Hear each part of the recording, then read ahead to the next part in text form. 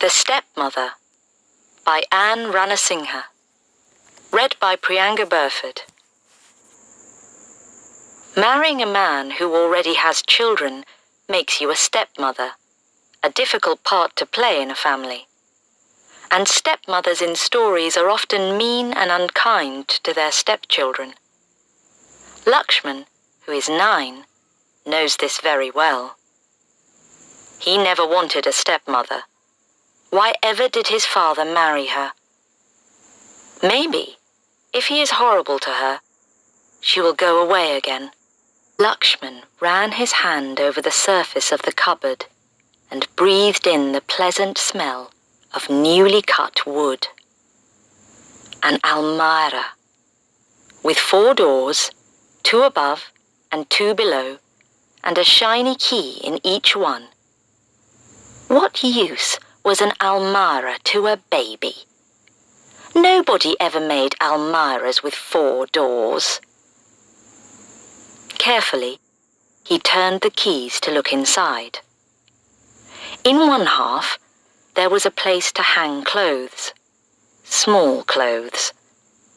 The other half had narrow shelves. Underneath, there were 2 long, wide shelves. Somebody, he supposed, had already put some toys there, baby things, plastic cups that fit into each other, little wooden bricks, and coloured balls. Angrily, he banged the doors shut.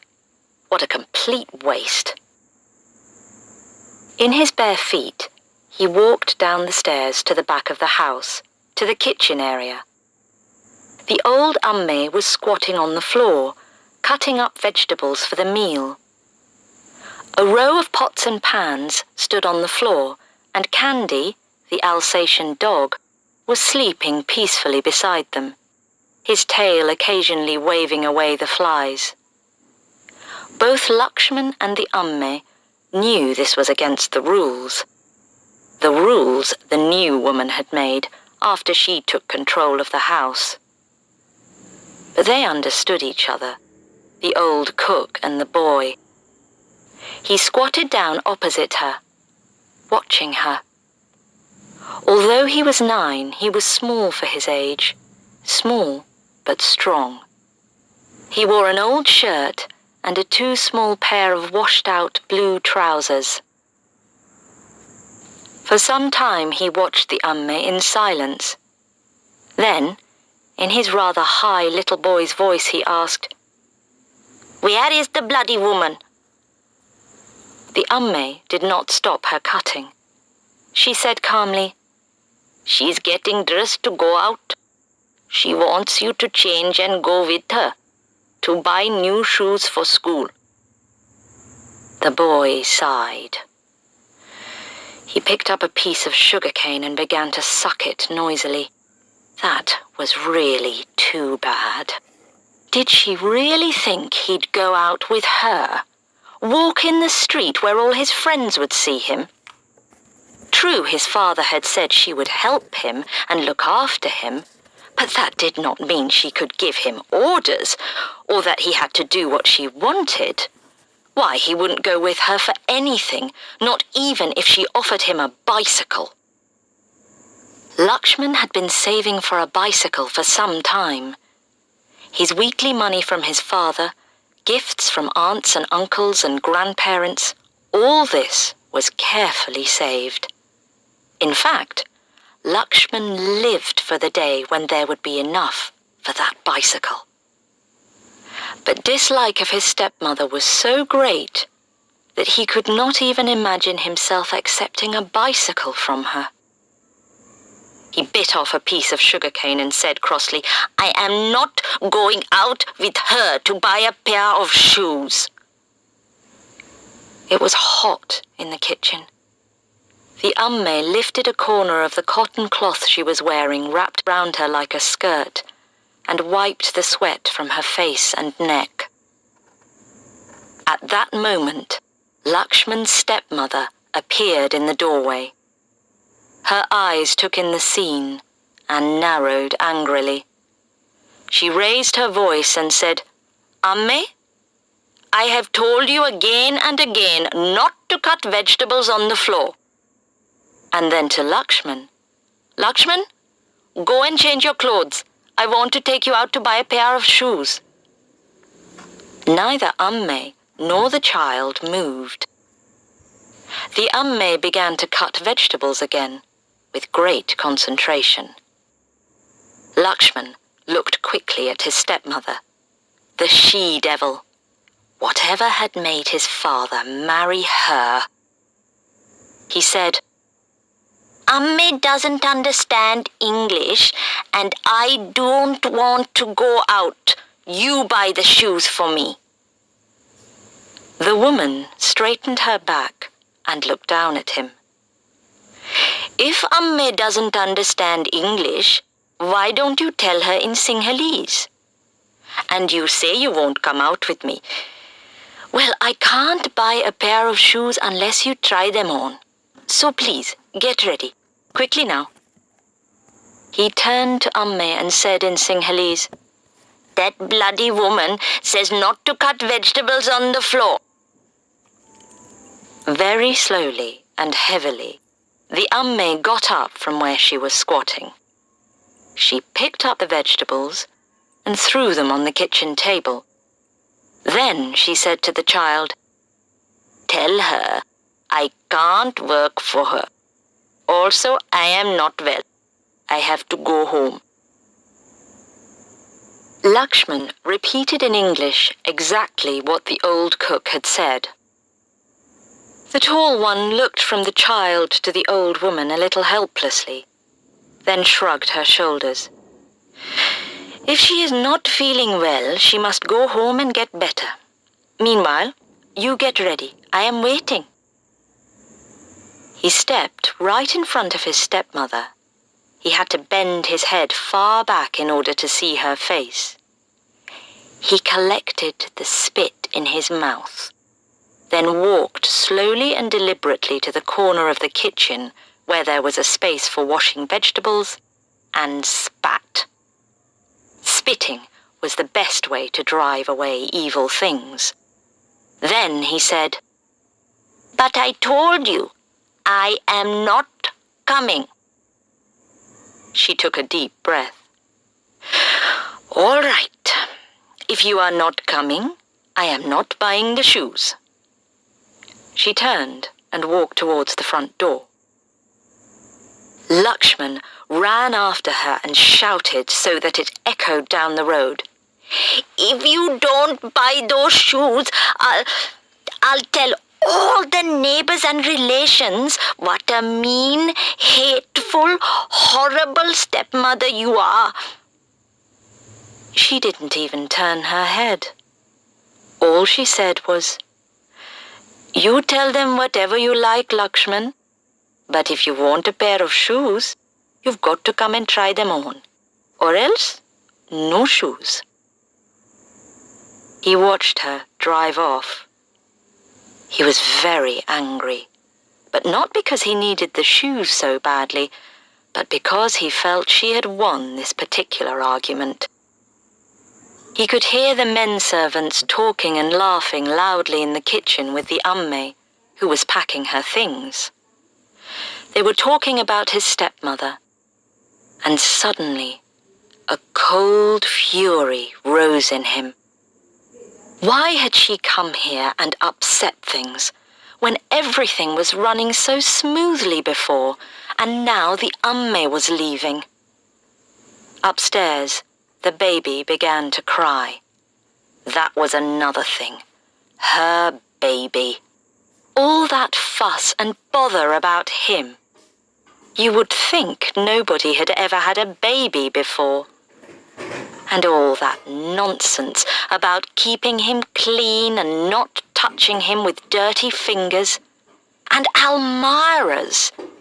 Almirahs were bought for brides when they got married to take to their new husband's house to keep their saris and jewelry safe. And then he had an idea. Thoughtfully, he climbed back up the stairs. There stood the almirah, with its smell of new wood. Without hesitating, he opened the 2 bottom doors, which he could easily reach because they were at his height.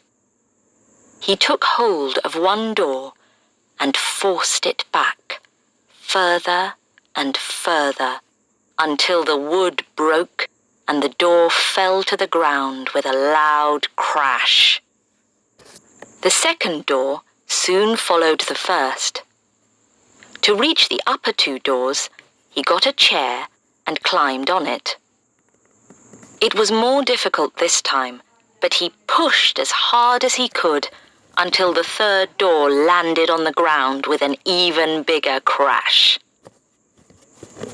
He waited for a moment to see whether anyone would come to investigate, but he wasn't really worried. They, the servants, couldn't stop him. Wasn't he the young master? Anyway, they wouldn't want to stop him. Not at all. They'd be delighted with the trouble he was causing the new woman. He smiled nastily. Wouldn't she be wild? He imagined her return. This time, she'd really get mad.